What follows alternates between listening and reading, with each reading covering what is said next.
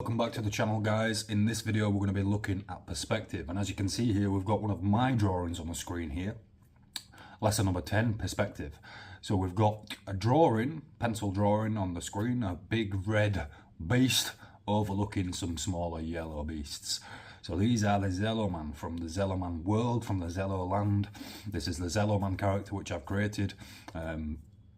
But we're not focused on the details of the character, we're more interested in the perspective that's going on, guys. So if you were to look at this drawing, what would you think? Would you think, well, these are a bunch of people, or these are a bunch of beings which are clearly in some type of dish or bowl or petri dish or something, and there is a big red master bean overlooking all of these smaller yellow beings. The big red bean is clearly bigger than these, probably bigger than all of them combined, because he appears further away, he appears behind the yellow Zello men, and he appears to be looking down and over into a bowl of some type of these unaware Zello men walking around. So guys, that's a little bit on perspective there on my own artwork, but let's delve into a little bit more on perspective. So what actually is perspective in art? So perspective in art is a technique that creates the illusion of three-dimensional space on a flat surface. It's used to make drawings and paintings appear realistic. Okay, and then if you just type in perspective in drawing, it says a little bit different. Perspective in drawing is a technique that creates the illusion of three-dimensionality on a two-dimensional surface. It's based on how the eye perceives objects in space. So it's basically saying the very much same as if you were to type in perspective in art here. So vanishing points in perspective. Parallel lines appear to converge at a vanishing point on the horizon line. Lines of convergence, lines that extend from the vanishing point to show how the object warp in perspective. Cubing, foundational objects are drawn with cubes that follow the lines of convergence. So then how do you create these perspective based drawings, or how do you give the effect of perspective in your drawing? Well, there's a couple of different ways you can do it, and there's a couple of ways you can practice, and I would probably say creating something like a room or a landscape of some sort is probably the best way to practice, rather than going in with some 3D optical illusion.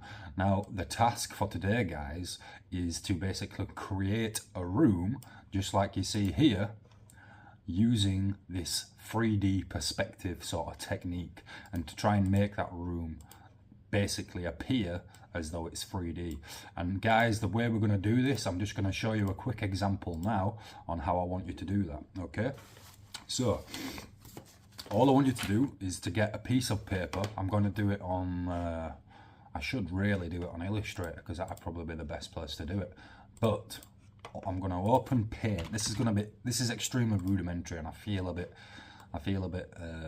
unprofessional opening Paint. But to be honest, we can drive the point home quite easily on Paint. So that's what we're going to do. So guys, all I want you to do in your sketchbook at home, okay, you're just going to basically create a room. So we've got a square. Now guys, this is very rough. I'm using my mouse here. Okay, so this is your box room. And then from here, you're just going to put a dot in the middle, okay? This is something that can be rubbed out at the end. And then you're going to draw a line to that dot from there, from that corner, and then the opposite corner, you're going to go to there, and then you're going to put another dot just above, and then another line to this corner, and then another line to this corner.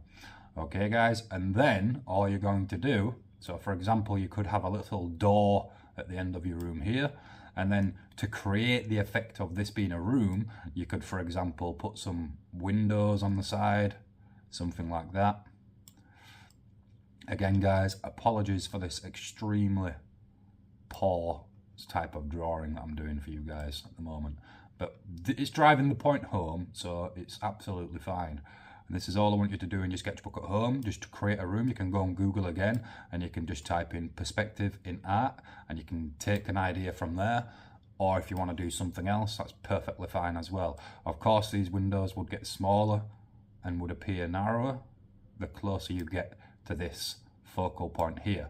And that's basically it, guys. So for example, you could have a carpet going down to to the room there. Let's just put a little bit of a wiggle in it because it's very difficult to control with a mouse. And that's it, guys, okay? I just want you to create a room or some form of landscape in your sketchbook which involves some perspective. And the easiest way to do it, guys, is to just draw a box and then draw 2 focal points. Well, draw 1 focal point here first, then draw your 2 lines, and draw another focal point above it, and then draw your 2 lines, and then you can just fill it in however you want, guys, okay? And then you can submit your drawings to jakeoneilltheartist@gmail.com, and I'll be happy to review them and give you some feedback where possible. That's going to be it for lesson 10, guys. We're just tapping into these different areas in the art world, in the drawing world, and that's it, guys. We're not going above and beyond.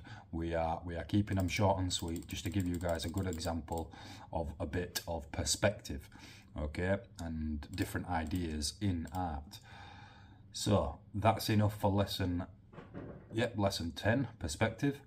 Like, share, comment, and subscribe, and I will see you in lesson 11. Where we're going to be looking at shapes, different shapes in art, and we're going to be looking at an artist called Matt Moore.